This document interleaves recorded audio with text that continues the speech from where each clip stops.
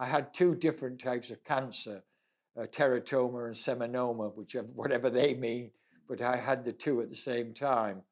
And I'd let it spread, let's be honest. There was 5 stages, and I was at stage 4. So if I hadn't had the treatment, I wouldn't have been here.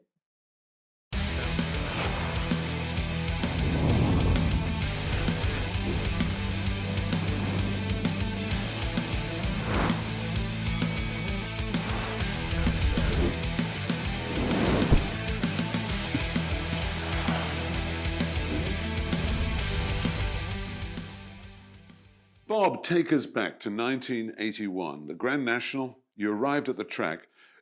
Does it feel like 40 years ago, or can you remember it like yesterday? It definitely doesn't feel like 40 years ago. I still remember it like yesterday. I'd been to the track in the morning and sat on the old horse. He felt $1 million. He was so relaxed. He'd never been relaxed in his life before. So he must have realized it was a big occasion as well. Went back to the hotel, had a boiled egg for breakfast because it was my lowest weight at the time. And the Josh made me have a couple of glasses of champagne. So you had 2 glasses of champagne before the race? No, for breakfast, that was. No. He thought he'd keep me relaxed. And did it? He did, yes.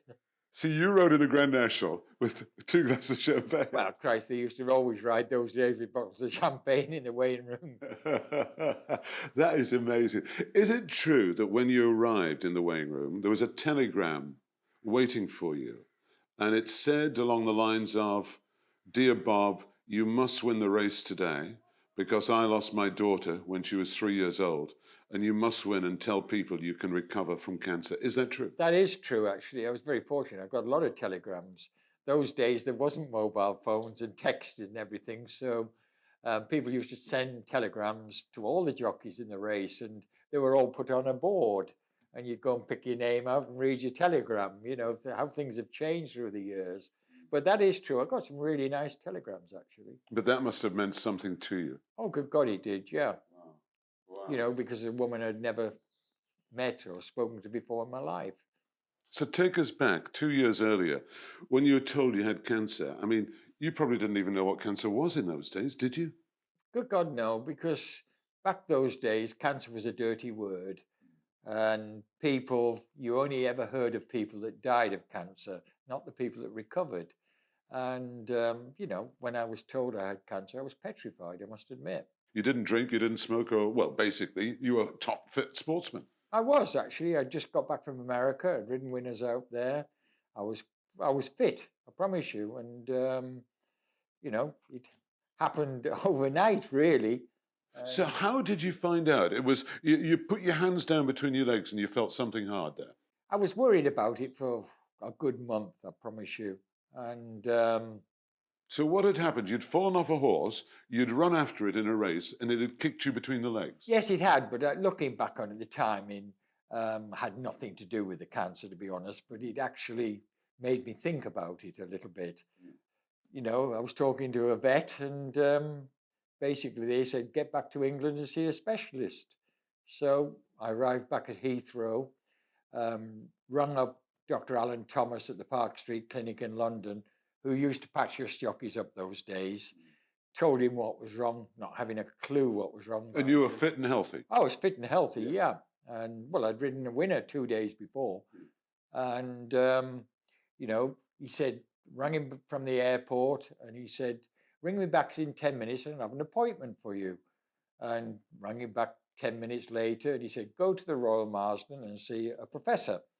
Tootled along to the Royal Marsden, and I still hadn't a clue about cancer until I turned up at the Royal Marsden and saw it was a cancer hospital. That did put the fear of God in me, I promise you. You had the test, and then you were told?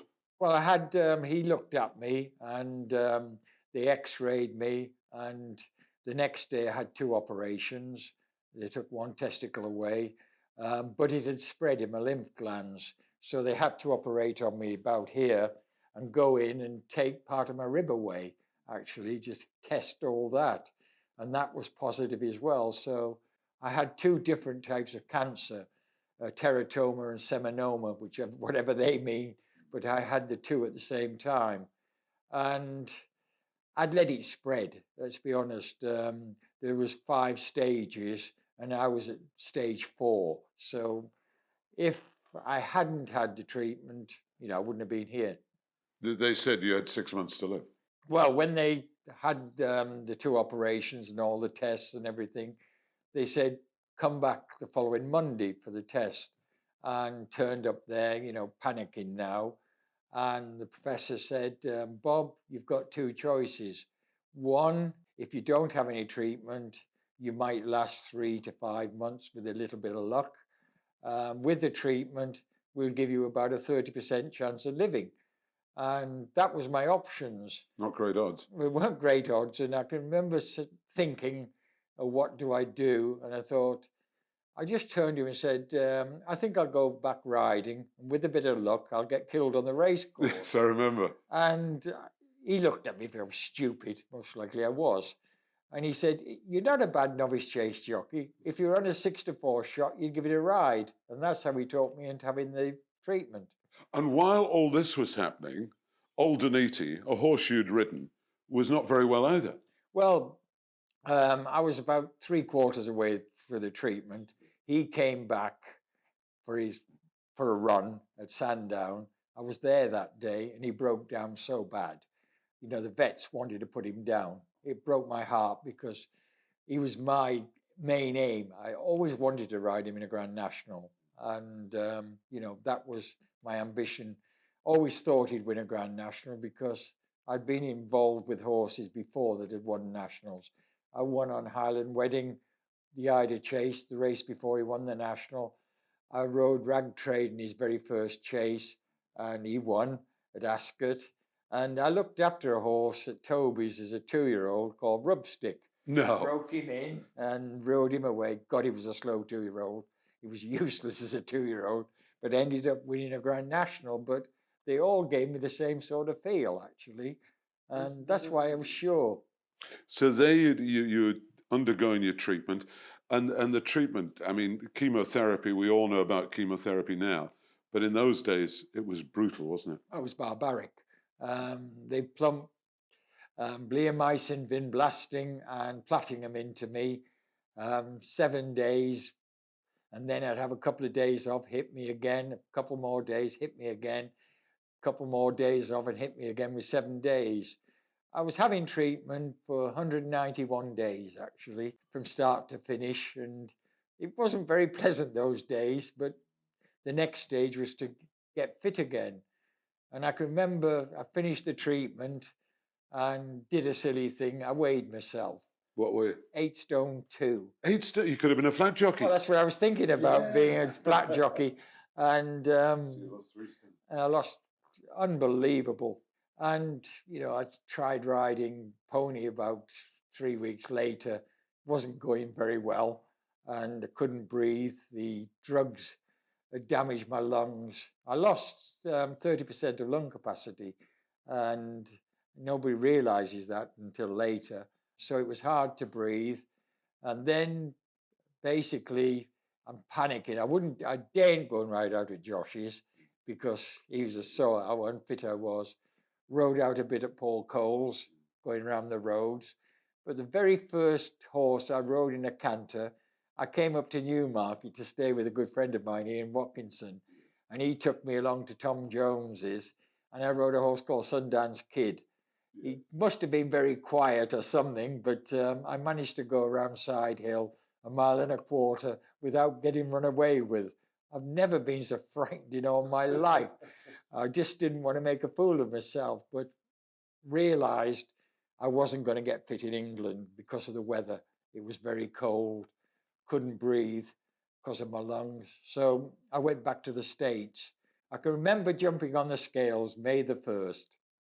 And what weight do you think I was? What were you? 12 stone 7. Oh my, no. So you're far too heavy now. Too heavy. Now I've got to lose the weight. Through the chemo, I lost all my feeling in my hands and feet. If you try running on blocks of ice, they felt like blocks of ice or concrete blocks.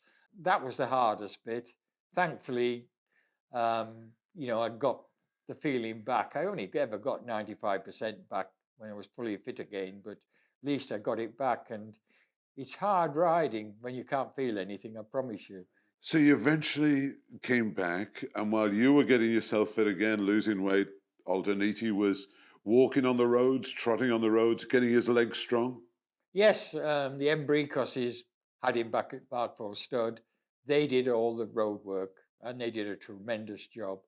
He went back to Josh's January the 1st, 1981, and Josh decided he'd ride him out himself because he always used to pull too hard, always doing too much.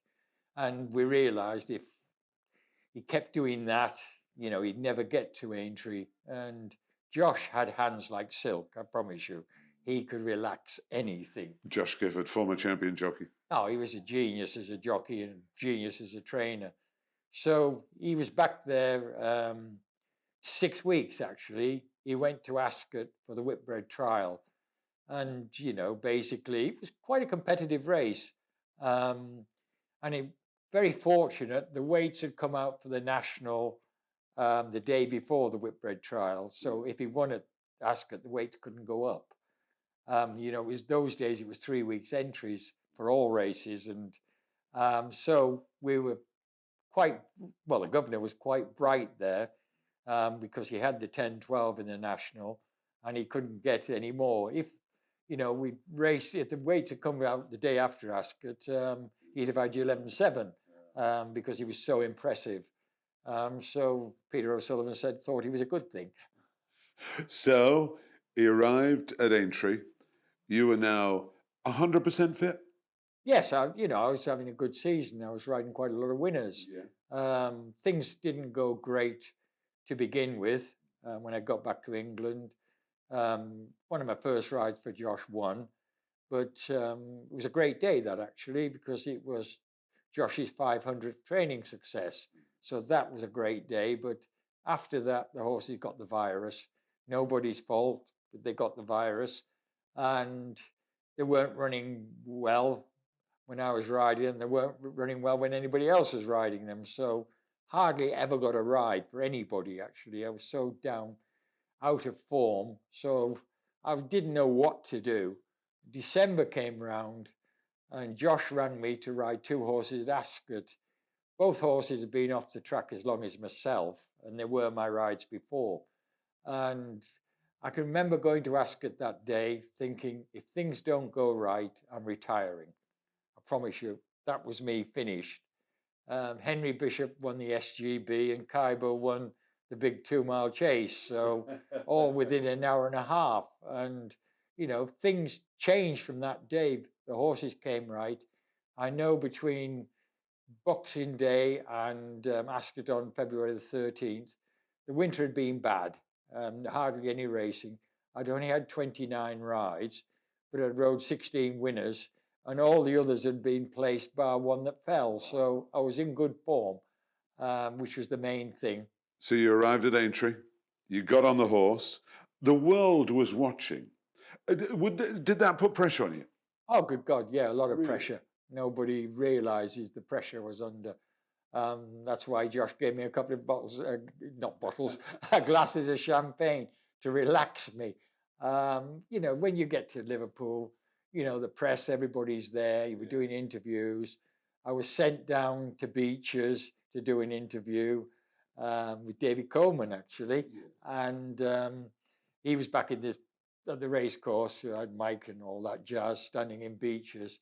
I had to walk down there and did the interview. And this is an hour before the race.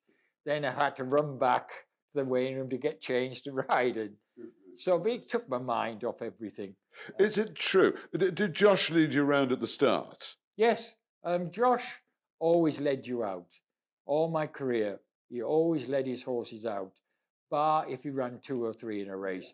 And he wouldn't lead any of them out. But if he only ever had one horse in one race, he'd always lead you out. And is it true he used to smoke? And he said to you, if you win the national, I'll give it. You told him off for smoking. Well, yeah. I got down the start, and the governor's there checking the girths and everything.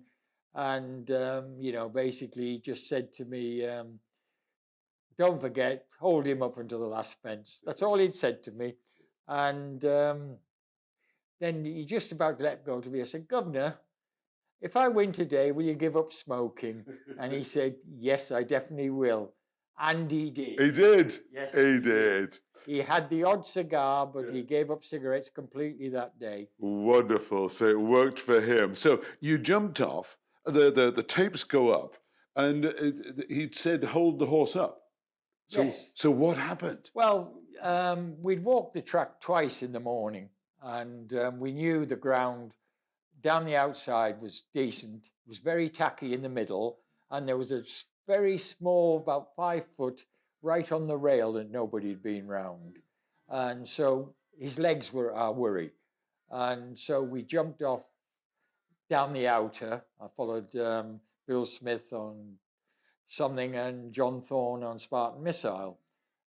Going to the first, he stood off far too far, came down too steep, nearly curtains. Went to this, and he's still tugging. Went to the second, stood off even further, and dropped his hind legs in the fence.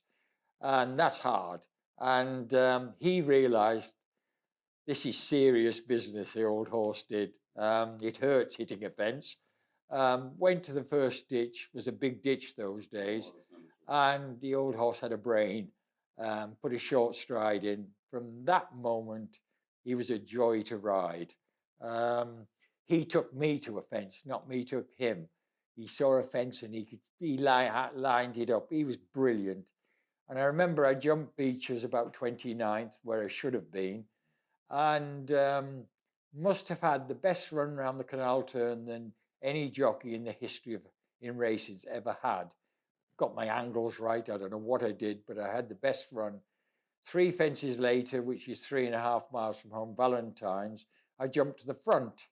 Now, I hadn't gone any quicker. It was just my lines were a lot better, but I'm hit the front. Now I'm thinking, God, you're getting a rollick in the stands now, Bob. What as you're riding, you're thinking this? Oh, good God, yeah. That's the first thing I thought. And, jumped Valentine's well and in front. And I thought, well, now what do I do? I'm in front. If I start fighting him, he'll do too much. Keep him relaxed. So I shifted over to the inner because that 4 foot of good ground that nobody had been on was mine. I'm in front and I was keeping that bit of ground. And so I jump a fence and then I'd think excuses. I went through 5 Red Rum Nationals, how they were won. Then I jump another 2 fences. And then I thought about Bob Davis when he won on Lucius. He was supposed to hold his up to the last. He took it up about 2 miles out. So I had that excuse. And then tootling along, jumping other fences. I suppose I'm coming to about the chair then. And I remembered I looked beside myself, and Rubstick was one side of me. He'd won 2 years before. And on my other side was Sebastian, and he was 4th the year before. So that was another excuse. So went out for my second circuit. Now I'm happy there. I'm quite happy I'm there. Can't argue.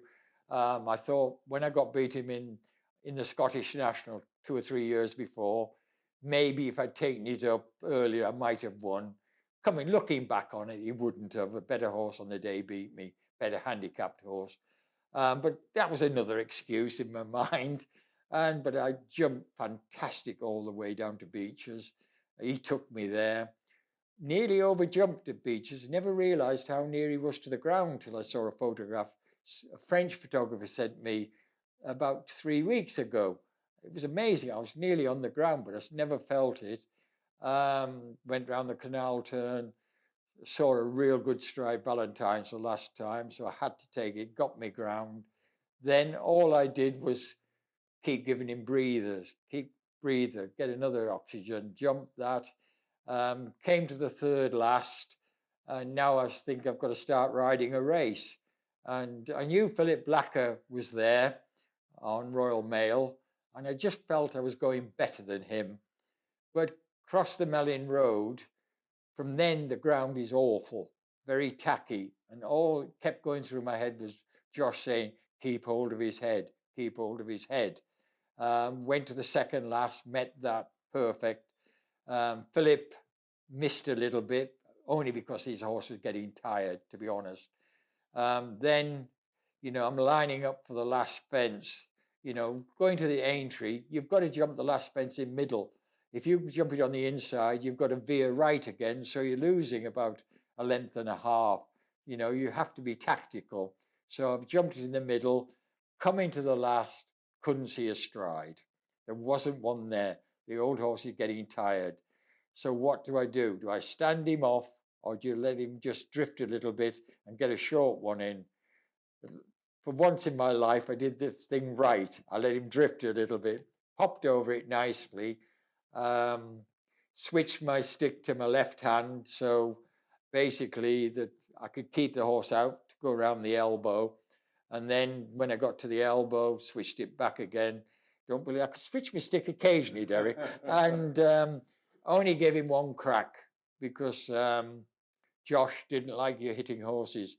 He used to say you can give them one, maybe two, but 22 are going to make no difference. And you've got a rollicking if you hit one more than twice ever in a race, never mind a Grand National.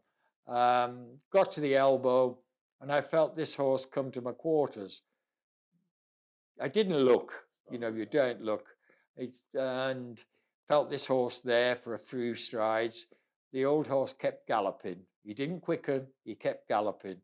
And I beat the second 2 or 3 lengths. But if it was another 100 yards, I'd have beaten him 10 lengths. I was going away. And I never realised what I was beating until Peter Double was leading me back in. And I said, "Pete, what finished second?" And he told me it was Spartan Missile. You didn't know. And, Incredible. Incredible. What a man John Thorne was. Great gentleman. It was, I'll never ever forget it. Nobody was there that day or watching the millions on TV. And since then, you rode for another few months, a few more years, but you dedicated your life to helping other people with cancer. And how much have you raised for the Bob Champion Cancer Trust? It's raised 15 million. We've got 2 research laboratories, which are doing a really good job, I must admit. I did, and it wasn't me that set the Bob Champion Cancer Trust up. It was people in this country sent their winnings to the Royal Marsden care of me, and that's how it all started. We wouldn't have dreamt about it if that hadn't happened. And it's still going to this day. It still needs to keep going. We have been involved in the Oxford AstraZeneca a little bit as well. So we're doing the right things, but he's taken us away from the cancer a little bit, and we've got to get back in there 100% because it's not a very nice thing to say, but people haven't been treated for cancer, haven't been going to have their tests. So, thankfully things are opening up a little bit. If anybody has cancer, and it's a very big shock, what would you say to them? First thing, if you feel something wrong, go and see a doctor and insist you get to see a doctor. And from then you find out. But if you get cancer, be positive.